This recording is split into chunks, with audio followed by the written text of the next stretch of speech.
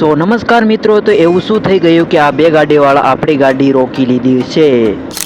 તો મિત્રો આજના વ્લોગમાં તમારું સ્વાગત છે। તો આજે આપણે આપણો ડમ્પર ટ્રક લઈને જવાના છે ચોખાની ઠેલીઓ ભરીને આપણે અમદાવાદ બાજુ। તો મિત્રો પોરબંદરથી આપણી ગાડી લોડિંગ થવાની છે અને અનલોડિંગ થવાની છે અમદાવાદ જઈને। તો મિત્રો આપણી ગાડી બહુ જ ભયાનક વળાંકમાં થતી જાય છે અને તમે આ વ્લોગમાં જોઈ શકો છો। આપણી ગાડી ખ્યાલ આવ્યો કે બધી રફતારથી દોડીને જાય છે। તો મિત્રો જતા ભૂખ લાગ્યા પછી અમારી ગાડી અમે સાઈડમાં રાખી દીધી અને સાઈડમાં રાખી એક વસ્તુ દેખાડું કે અહીંયા છે ને ગાડી ઊભી રાખીને તો તમે ઘણા ખરા લોકો વિચારતા હશો કે ગાડી વરસાદના ટાઈમ ઉપર ગાડી કેમ ખરાબ થઈ જશે, એટલે કે ધૂળ ને માટી બધું હાવ બેકાર થઈ જાય છે ને। તો આપણી ગાડી અહીંયા ધોવાડવાની તમને વ્યૂ દેખાડીશું। તો અહીંયા અમે પોતાનું જમવાનું બનાવીને જમી લઈશું, પછી તમને દેખાડીશું કે અહીંયા આપણી ગાડી કેવી રીતે ધોવાની। તો આ છે એ જગ્યા જ્યાં તમારી ગાડી ખરાબ થઈ જાય છે અને ધૂળવાળી માટીવાળી થઈ જાય છે, તો અહીંયા તમે